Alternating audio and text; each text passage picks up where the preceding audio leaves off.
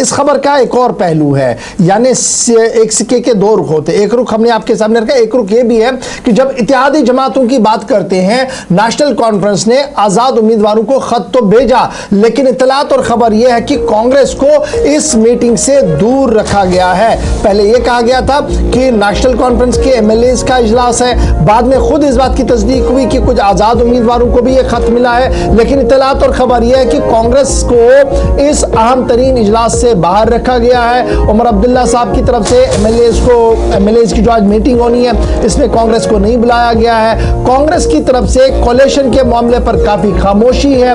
National conference के legislators का इजलास थोड़ी देर में गुपकार के अंदर होना है, जहां पर कई अहम और बड़े मुद्दे होंगे, लेकिन बड़ा सवाल यह है कि ये जो लिस्ट ऑफ एमएलएज हैं जो लेफ्टिनेंट गवर्नर साहब को दी गई थी, जिसमें यह कहा गया था कि देखिए हमारे पास पूरी अक्सरियत है, उसमें कांग्रेस का भी एक कलीदी रोल है, लेकिन कांग्रेस, अगर आजाद उम्मीदवारों को बुलाया गया है तो कांग्रेस यहां पर नहीं है। तो सवाल यह है कि क्या सब कुछ ठीक ठाक कांग्रेस के अंदर है या नहीं है, और क्या अलायंस इंटैक्ट है नहीं है, बहुत सारे ऐसे सवाल आते हैं। सीधे जरा अपने तजिया निगार है, हमारे मारूफ तजिया निगार है वादी कश्मीर के अहमद अय्याज साहब, मुख्तलिफ टेलीविजन चैनल्स पर आप इन्हें देखते रहते हैं, फटाफट से इनके पास चलते हैं। अहमद अय्याज साहब, गुड मॉर्निंग, अस्सलाम वालेकुम, बहुत शुक्रिया जी ज्वाइन करने के लिए हमारे साथ। नेशनल कॉन्फ्रेंस का मानना है कि रूटीन इजलास है जी, कोई नई बात नहीं है, हम इस तरीके की मीटिंग्स करते रहते हैं, लेकिन इनर सोर्सेज कह रहे हैं all is not well. Cabinet reshuffle से लेकर मौजूदा सूरत हाल, लद्दाख 371 की ओर जा रहा है, वहां पर इंटरिम गवर्नमेंट की तैयारियां चल रही हैं, और यहां दूसरी तरफ से जो अपने पार्टनर्स हैं वो भी कहीं ना कहीं खामोश और बाहर तमाशाई बने हुए हैं। किस तरीके से आज के इजलास को आप देख रहे हैं? क्या वाकई तौर पर जो शोर है इससे कुछ बाहर आएगा, या जो एलओपी साहब कह रहे हैं कि एक रूटीन परेड है, उसके अलावा कुछ नहीं? गवर साहब, अगर हम उमर साहब के बयान को ले लेंगे, जो क्लाउड बर्स्ट की बात करी, तो वो एक बहुत बड़ी बात है, लेकिन बहुत बड़ी बात कहने के बाद इंसान बहुत सारी अटकलें लगा सकता है। कहीं ये कह सकता है कि शायद कहीं ये बहुत बड़ी मूवमेंट तो नहीं चलाएंगे, या कहीं स्टेप डाउन तो नहीं करेंगे, आई मीन ये मेजर डिसीजंस है, या कहीं अलायंस तो नहीं करेंगे बीजेपी के साथ। आई मीन ये चीजें सामने आती है बातों में कि जब हम क्लाउड बर्स्ट की बात करें उमर साहब की तरफ से, लेकिन नहीं लग रहा कि ये तीनों चीजें पॉसिबल है। बहुत बड़ी बातें जो होने के इम्कान होती है, सोच सकता है आदमी, कोई ऐसा डिसीजन नहीं होने वाला है जहां तक फारूक साहब और उमर साहब की लीडरशिप का ताल्लुक है। ये नहीं चाहेंगे कि कोई कन्फ्रंटेशन हो, ना ये चाहेंगे कि कहीं हम जंतर मंतर जाएं और वहां प्रोटेस्ट करें, क्योंकि इनकी सियासत वो सियासत नहीं है। अलबत्ता एक जरूर ये चीज है कि बहुत सारी दिक्कतें हैं अभी नेशनल कॉन्फ्रेंस की गवर्नमेंट को चलाने में। नाराजगियां नेशनल कॉन्फ्रेंस के एमएलएज में है, नाराजगियां लोगों में है, और बहुत सारे इश्यूज सामने आ गए हैं। और साथ साथ जो अभी रिसेंट डेवलपमेंट जो 371 की बात लद्दाख में चल रही है, तो लग रहा है ये सारे मामले शायद इनसे डिस्कस किए जाएंगे, आपस में एक मामला सुलझाने की कोशिश की जाएगी, क्योंकि मिनिस्टर्स को लाया गया है, एमएलएज को लाया गया है, बहुत सारे मिनिस्टर्स के खिलाफ है, लोगों की ग्रीवेंसेस हल नहीं हो रही है। तो मुझे लग रहा है कि इसको एक सॉर्ट आउट करने की कोशिश की जाएगी, आपस में एक माहौल बनाने की कोशिश करी जाएगी, क्योंकि एक साल से ज्यादा पॉलिटिकली एलओपी साहब कह रहे हैं कि जनाब ये कुछ नहीं है, एक रूटीन परेड है, बाकी कुछ नहीं है, प्रोटोकॉल को दोबारा से आज चेक किया जाएगा। लेकिन जो पॉलिटिकल बज़ था कि शायद बड़ी चीजें हो सकती हैं, जैसे हमने लास्ट टाइम भी देखा, उमर साहब जब कहते हैं शायद वो भूल भी जाते हैं, एक वक्त उन्होंने ये भी कहा था कि मैं घर घर जाऊंगा, सिग्नेचर कैंपेन करूंगा, स्टेटहुड की लेकर फिर कोर्ट तक भी जाऊंगा। बाद में न तो वो कैंपेन कहीं दिखा, न कोई और चीज दिखी।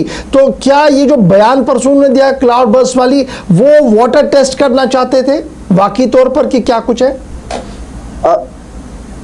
बिल्कुल बिल्कुल ऐसा कोई होने वाला नहीं है, क्योंकि ये लीडरशिप ऐसी है नहीं कि जहां तक उमर साहब और फारूक साहब का ताल्लुक है, नेशनल कॉन्फ्रेंस के अभी जो हेड्स है, तो उनकी लेवल पर ये कोई ऐसे डिसीजंस लेने के चांसेस ही नहीं है।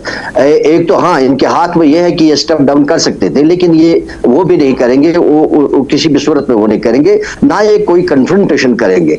अलबत्ता ये जरूर है कि एक ये हो सकता है, ये अलायंस जो कल महबूबा जी ने एक लेटर लिखी है, हो सकता है इसके ऊपर अलायंस, वो जो यूनाइटेड फ्रंट कायम करने की बात है, हो सकता है उसमें कोई पेश रफ्त हो, क्योंकि उससे ये अपने आप को भी बचाएंगे, क्योंकि अभी प्रेशर्स बहुत है नेशनल कॉन्फ्रेंस की गवर्नमेंट पर। जब ये अलायंस करेंगे, ऐसा यूनाइटेड फ्रंट करेंगे, तो उस लिहाज से ये शायद डिवाइड रिस्पॉन्सिबिलिटी हो जाएगी इन ए वे कि इनके ऊपर उस लिहाज से प्रेशर्स कम होंगे।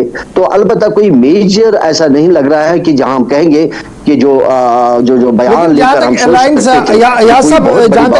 की हम बात करते हैं, तो हमने माजी में भी एक अलायंस देखा था PAGD के नाम से, और बाद में उसका पंचर कहां पर हुआ, किस वर्कशॉप पर उसके पुर्जे बिखरे, किसी को कुछ पता नहीं लगा, और वो दफन कैसे हुआ खामोशी के साथ, किसी ने आज तक सवाल भी किसी से नहीं पूछा।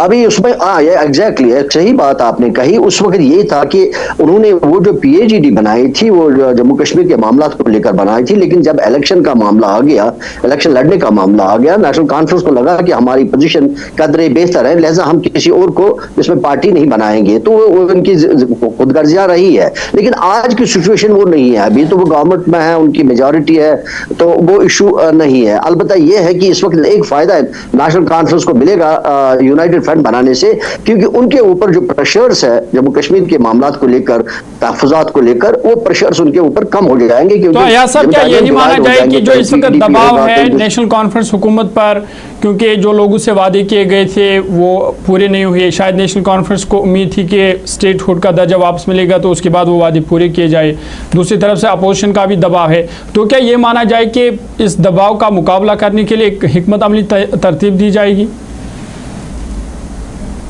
एग्जैक्टली वही अल्टीमेटली उनका वही होगा कि हम इसे आगे कैसे ले जाएं, इन वे कि दबाव को कम करेंगे, कैसे करेंगे, उसमें वो अपने MLAs को भी कॉन्फ्रेंस में लेने की कोशिश करेंगे।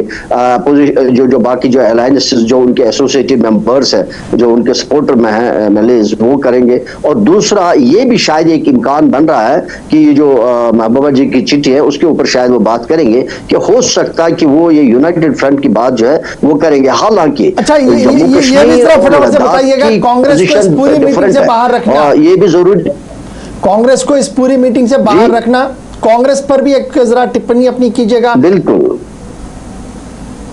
कांग्रेस देखिए, कांग्रेस को नेशनल कॉन्फ्रेंस ने पहले से ही कहीं सीरियस नहीं लिया एज अलायंस पार्टनर। अलबत्ता उस वक्त इलेक्शन के दरमियान एक मजबूरी बनी उनको, क्योंकि फारूक साहब के बारे में ये कहा गया था उस वक्त कि उसने कहीं कोई बात की है तो उसके वो क्रिकेट स्कैम से बाहर आ गया कि बीजेपी से बात करी है। वो उनके लिए एक बहुत बड़ी बात थी इलेक्शन के दौरान, इसलिए उन्होंने तुरंत अलायंस करी, नहीं तो उनको मजबूरी भी वो नहीं थी।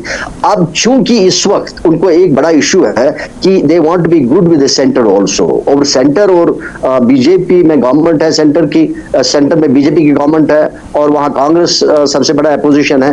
तो ये नहीं चाहेंगे कि कांग्रेस को अपने साथ कैरी करें, ताकि उनको सेंटर की तरफ से, बीजेपी की तरफ से कोई ऐसी दिक्कतें ना आए। वो एक सबसे बड़ा वजह लग रहा है कि इसीलिए उनको अपने साथ में कैरी नहीं कर रहे। नहीं तो ही कांग्रेस 6 मेंबर्स को लेकर सबसे बड़ा अलायंस पार्टनर है। जब आप एक मेंबर वाले को, पार्टनर को साथ में ले लोगे, डिस्कशन में ले लोगे, आज जो भी मीटिंग है उसमें ले लोगे, तो कांग्रेस को क्यों नहीं?